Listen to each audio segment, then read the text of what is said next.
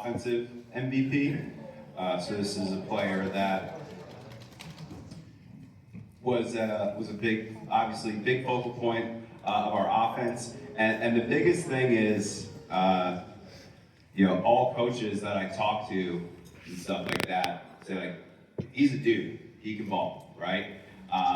And he's really one of just a smooth player, and just really everything looks effortless. And someone like, again, I really mean this, is one of the most fun guys I've gotten to watch play, right? Again, very creative in terms of how he plays the game, just a real pure way to play offensive lacrosse. It's really cool to watch. Sorry, I could nerd out about how this kid plays all day, but it's really it's how the game should be played. And obviously, from a coaching side, someone who I could tell who was hungry to be coached and hungry to want to learn and understand how to play this game at a high level, which he had done, right? And if you look at, like, I was looking at stats when I was doing stuff for All State and All County and stuff, and his stats were lower this year than last year, but I think that because he was really the one who was the focal point of the offense and that teams were keying on, he was still able to produce in every single game and was making an impact, whether it was scoring or not.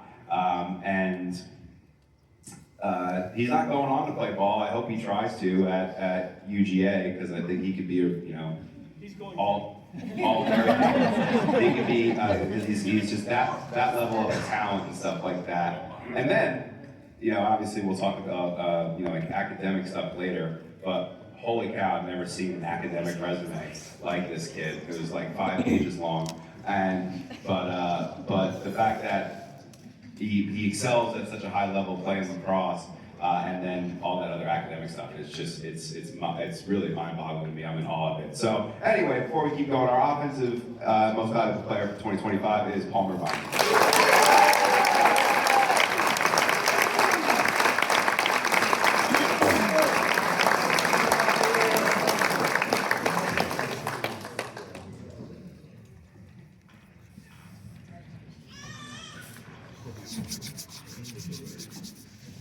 Next one we have is our teammate award, and like I said, this one,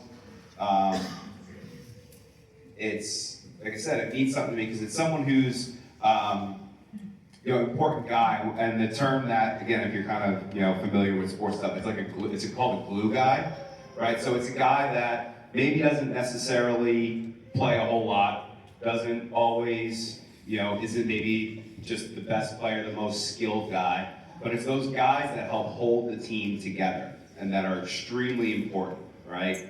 They're the guys that are giving everything they got in practice, but also are just guys that are good teammates and that dudes like to be around and stuff like that. And those things are super important for the camaraderie of a team and that team culture and stuff like that. And then this guy's situation is unique as well. And I always have an affinity for guys who have brothers on the team, because I always played on a team with my brother, right? And my brother is a big personality and stuff like that, and that just never really was me. So obviously to have that dynamic in there, I really felt for that. And then again, someone who thinks about the team first. So this guy's a junior, and when we kind of started to see that, hey, maybe he's not going to be in the mix a whole lot early on varsity, I asked him to play some JV for us. Said, hey, we could use you, it gives you an opportunity to play, and I would like to see you have that opportunity. And first thing he said was, yes, coach, whatever I can do to help the team. So that really just stuck with me, and obviously he didn't complain. He went, he played in every JV game, played in every varsity game, was able to make an impact when he was in there. And I think absolutely has a really high ceiling in terms of is going to be a big part in what we try to do next year. So our 2025 teammate award goes to Chris Holden.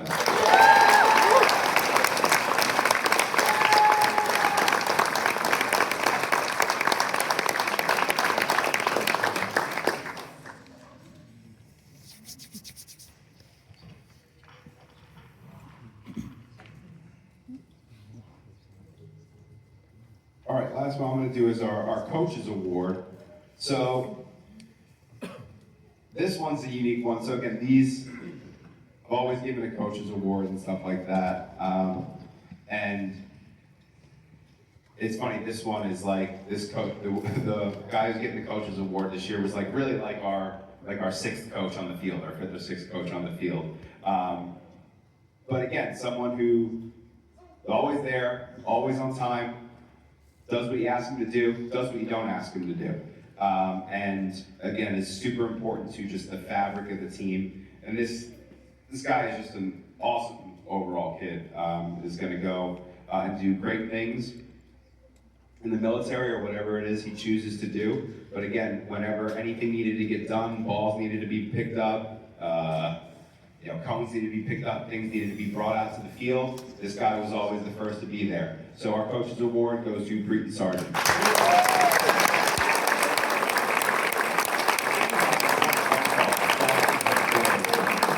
He's here. I saw him sitting upstairs, like I looked like on a phone call or something like that. So I guess we'll.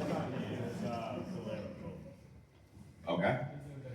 That's where he did. Yeah, he's doing something important. So, all right. So we got a few more we're going to give out here.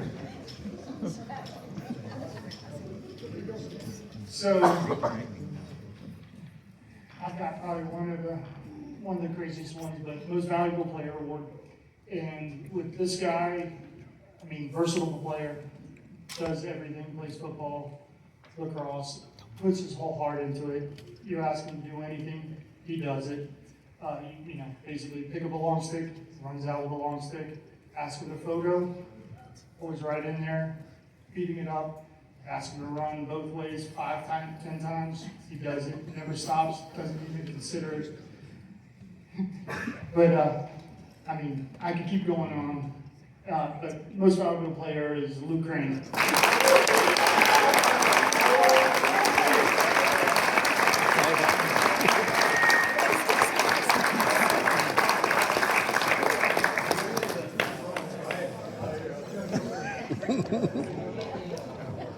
Hey, there he is.